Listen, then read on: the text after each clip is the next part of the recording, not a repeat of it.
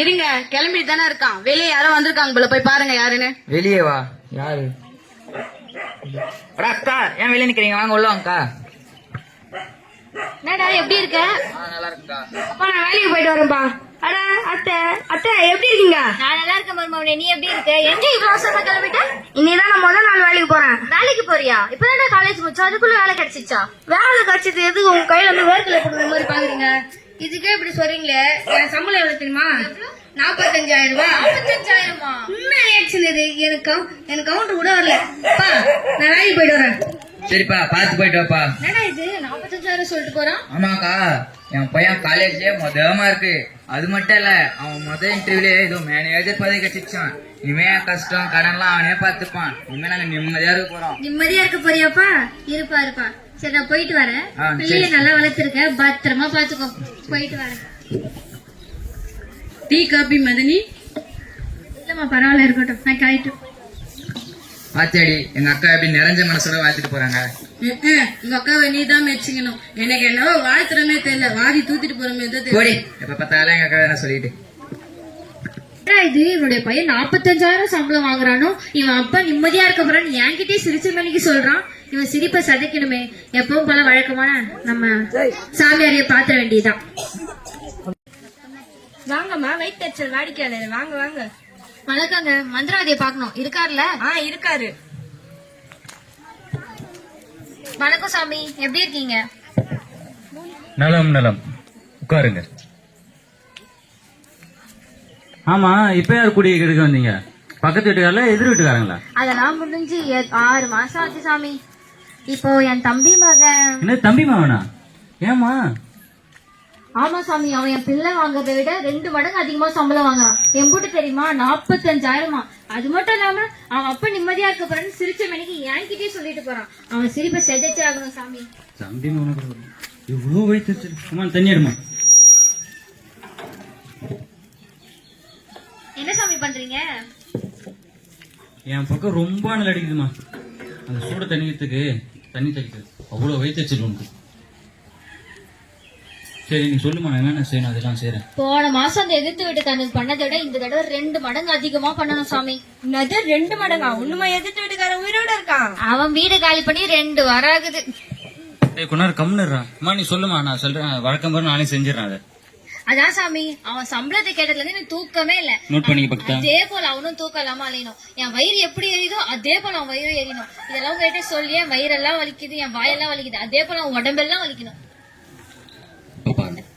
போதும் லிஸ்ட் ரொம்ப பெருசா போகுது.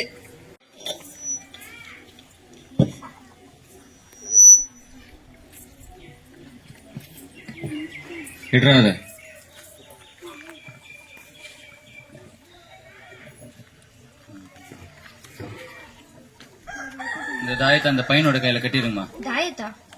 இது ஒன்னும் சாதாரண தாயத்து இல்லம்மா. 3 நாள் முட்டை மந்திரம் போட்டு மந்திரிச்சு வச்ச மைய தாடிக்கணும் தாயத்து.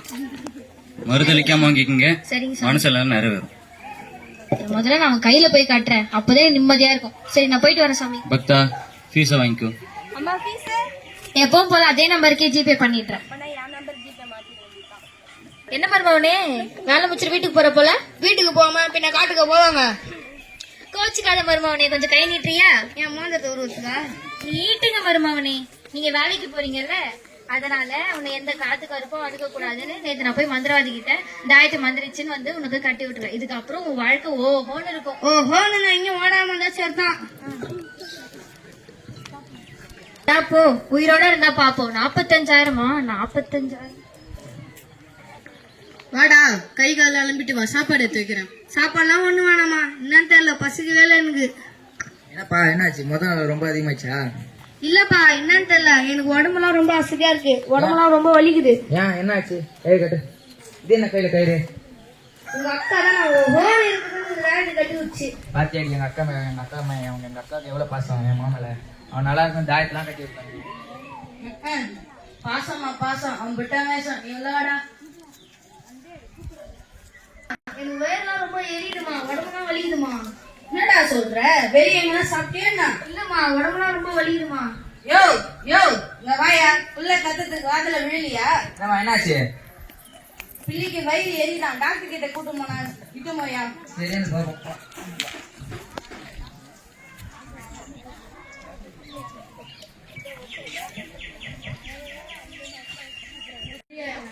என்னம்மா என்னாச்சு? டாக்டர் என் பிள்ளைக்கு வயிறு எரியுதுன்னு சொல்றான் டாக்டர், என்னாச்சுன்னு பாருங்க டாக்டர். நீங்க பதறாதீங்க, நான் செக் பண்றேன் அவனை.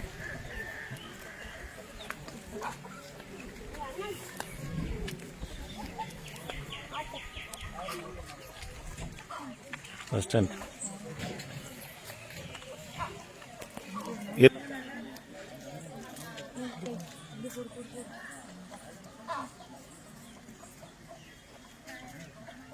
உங்க பையனுக்கு எந்த பிரச்சனையும் இல்ல, அவன் நார்மலா இருக்கான். இப்போதைக்கு வயிறு வலிக்கு மட்டும் நான் டேப்லெட் தரேன், 2 நாளைக்கு அதை போடுங்க, சரியாயிடும். வாங்க டாக்டர். மாத்திரை எடுத்துட்டு வாப்பா.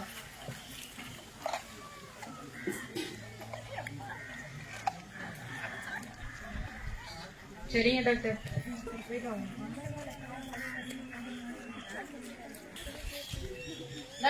மாத்திரை போடுறா.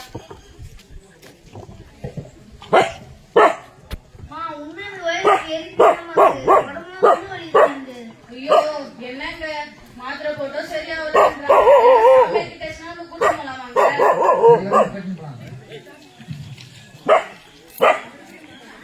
ஆஹா, கும்பலா வராங்களே, இன்னைக்கு சம்பளம் கன்ஃபார்ம் தான். என்னம்மா பிரச்சனை? முதல்ல யாருக்கு பிரச்சனை? என் பையனுக்கு தான்மா. சாமியார் இருக்காரா? இருக்காரு, உள்ள வாங்க. வணக்கம் சாமி. என்னம்மா பிரச்சனை உங்க பையனுக்கு? நாங்க சொல்லாமலே எப்படி எங்க பையனுக்கு பிரச்சனை உங்களுக்கு தெரியும்? எல்லாம் யாம் அறியும். சாமி என் பையனுக்கு வயிறு உடம்புலாம் எரிதான் சாமி, எதனா மந்திச்சு விடுங்க சாமி. குருவே, அந்த பையன் கையில இருக்க கைத்தை பாத்தீங்களா? அது நீங்க கட்ட சொன்ன கயிறு தானே? அட ஆமாண்டா, வேடிக்கை மட்டும் பாரு, வேஷம் போட வேப்பில தான் கரெக்டா இருக்கும். எப்படி கரன்சியை கரெக்டா கரெக்ட் மட்டும் பாரு. என்ன இந்த வேப்பிலைய விட்டான வெளியே ஓடாரு.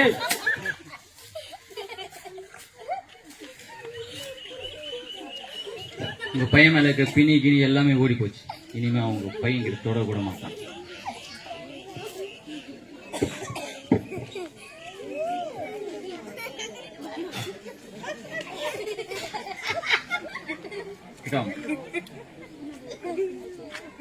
இந்த திருநீரை சாப்பாடுல 3 வேளையும் போட்டு கொடுங்க. ரொம்ப நன்றி உங்க பையன் சரியாயிடும். குருவே, அது மைதா மாவு தானே? பீஸ் மாதிரி பேசுறா, பீஸ் வேணும்ல. அப்புறமா அந்த கையில இருக்கிற தாயத்தை மட்டும் எப்பயுமே கட்டுறாங்க, அது ரொம்ப சக்தியான தாயத்து. அதனாலதான் உங்க பையன் உயிரோட தான் இருக்கான். அப்படியா சாமி? சரி சாமி, நம்ம புறப்படுவோம். பக்தா, பீஸா வாங்கிக்கோ. அம்மா பீஸு.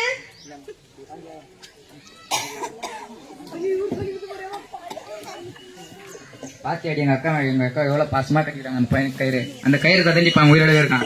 டேய் நம்மள வேணா, அக்கா அக்கா நீ நிற்கிற.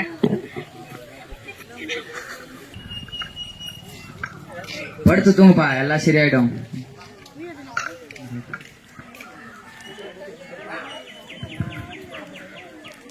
எனக்கு மறுபடியும் வயிறு எரியுற மாதிரி இருக்குதுப்பா, தூக்கமே வர மாட்டேங்குதுப்பா எனக்கு. சொல்ற டேடி எங்கடி இருக்க? யோ ஏன் கத்துற? இங்க தானே இருக்கேன். பையன் வயிறு வலின்னு ரொம்ப தெரியும், அந்த விபூதி எடுத்துட்டு வா.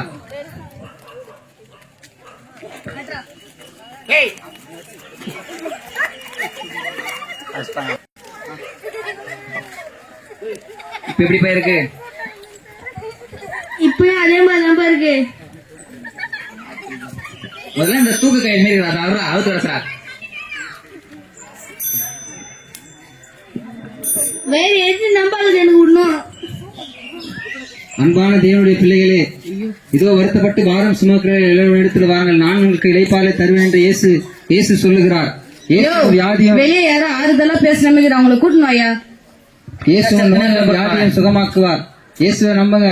ஐயா நீங்க தான் வெளியே ஆறுதல பேசும்போது அவனுக்கு வந்து இது பண்ணிட்டு போங்க, மந்திரிச்சு போங்கய்யா. சரி வாங்க, ஜெபம் பண்ணலாம் வாங்க. ஏதோ மகனா? தம்பி பேரு? தம்பி பேரு பேதுரு. பேரு என் முகத்து காமி. என்ன முகத்துல எதுவும் அடிச்சு வச்சிருக்கீங்க?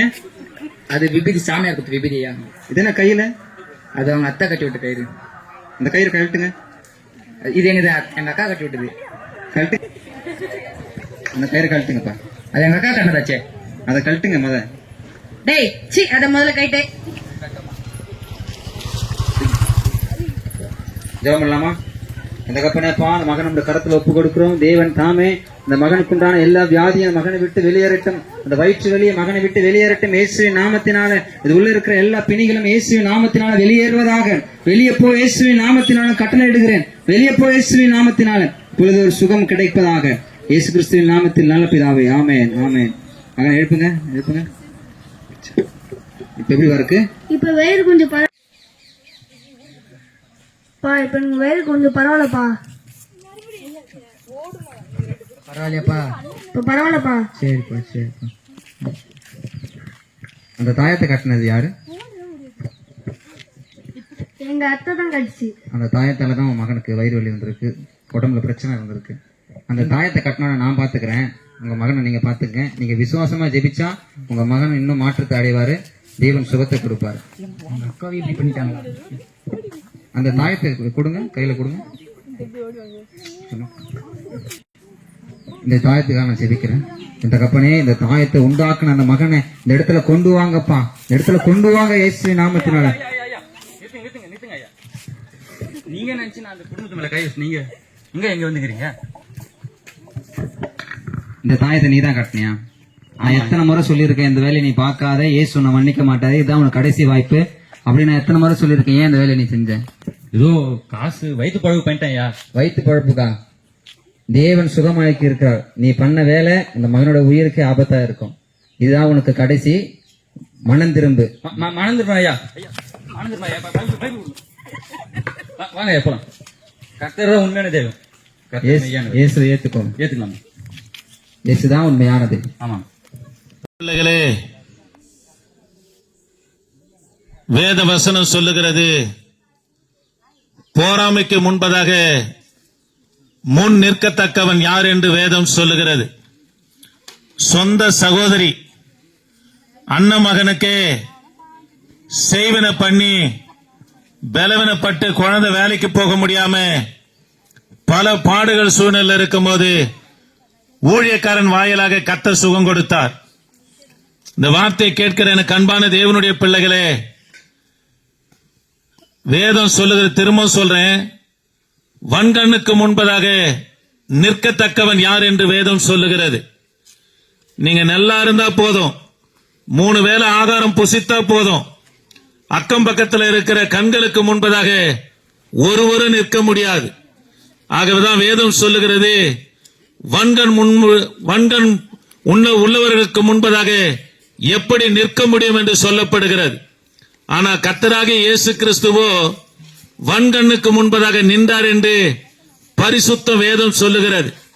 தேவ பிள்ளைகளே, உங்கள் மேல எரிச்சல் நிமித்தமாய், ஆசீர்வாத நிமித்தமாய், வன்கண் நிமித்தமாய் செய்யப்படுகிற மாந்திரிகம், செய்வின, இப்பேற்பட்ட காரியங்களிலிருந்து என் தேவனாகிய கர்த்தர் விடுதலையாக்குவார். உங்களுக்கு நிஜமா நடந்த ஒரு சாட்சியை சொல்லும்படியா விரும்புகிறேன். தாம்பரம் பக்கத்தில் இருக்கிற மணிமங்கத்துல தான் நான் பெண் எடுத்தேன். எங்க மாமியார் குடும்பம் நல்ல வசதியான குடும்பம், நல்ல ஆடு மாடுகள், கைனி காடுகள் நல்லா இருந்தது.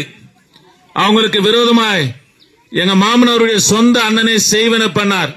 காரணம், பிள்ளைகள் நல்ல வேலையில இருக்கிறாங்க, அடுத்தடுத்து திருமணம் நடக்குது, நல்ல கைனி காடுகள் விளைச்சல், ஆடு மாடுகள் பெருக்கம் அதிகமா இருக்கு. ஒரு நாளைக்கு ஒரு மாடு துள்ளி விழுந்து சாகும், ஆடுகள் சாகும். அடிக்கடிக்கு பிள்ளைகளும் எங்க மாமியாரும் மாமனாரும் பலவீனப்பட்டு படுத்த படிக்க காணப்பட்டாங்க. மின்ட்ல எங்க மாமியாருடைய தம்பி துரை என்று ஒருத்தர் இருக்கிறார். அவரு அங்கிருந்து மின்ட்ல இருந்து ஊழியக்கார கூட்டின்னு வந்து, அக்கா நான் ஊழியக்கார கூட்டின்னு வந்து இருக்கிறேன், அவங்க ஜெபம் பண்ணும் போது கர்த்தர் உங்களுக்கு விடுதலை தருவார் என்னாங்க. எழுந்து கொள்ள முடியாத அளவுக்கு பெரிய மந்திரத்தினால செய்யப்பட்டு கையில் இருக்கிற பணமும் போகுது, மிருக ஜீவனுடைய ஜீவனும் போகுது. இவங்களும் பலவீனப்பட்டு நாளுக்கு நாள் கூனி குறுகி காணப்படும் போது கர்த்தருடைய வார்த்தையை கேட்ட உடனே ஆண்டவர் மேல விசுவாசம் வைத்தாங்க. அந்த ஊழியக்கார் ஜெபம் பண்ணும் போது ஜெபம் பண்ணி மாட்டு கொட்டாயில மந்திரம் பண்ணி ஒரு பேப்பரை சுத்தி சொறி வைத்திருந்தது, அதை எடுத்து கொளுத்துனாங்க. அன்னிலிருந்து இன்னார் வரைக்கும் அவங்களை கர்த்தர் விடுதலையாக்கி சுகமாயிருக்கும்படி செய்திருக்கிறார். ஆக இந்த வார்த்தை கேட்கிற எனக்கு அன்பான கர்த்தருடைய பிள்ளைகளே, பொறாமைக்கு முன்பதாக முன் நிற்கத்தக்கவன் யார் என்று சொல்லப்படுகிறது.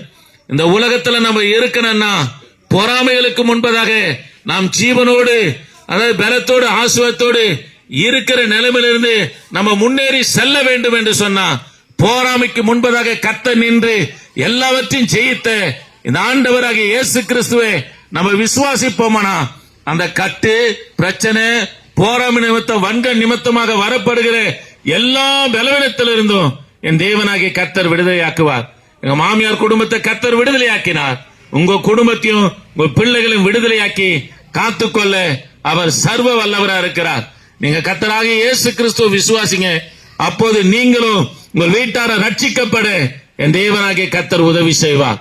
உங்களுக்காக ஜெபிக்கிறோம். கிருபையே நாங்கள் உம்மை துதிக்கிறோம். வந்ததான ஒவ்வொரு பிள்ளைகளுக்காக ஜெபிக்கிறையா. இந்த வார்த்தை கேட்ட ஒவ்வொரு பிள்ளைகளுக்காக ஜெபிக்கிறேன். கர்த்தர் தொடர்ந்து ஆண்டவரே ரட்சிப்பீராக.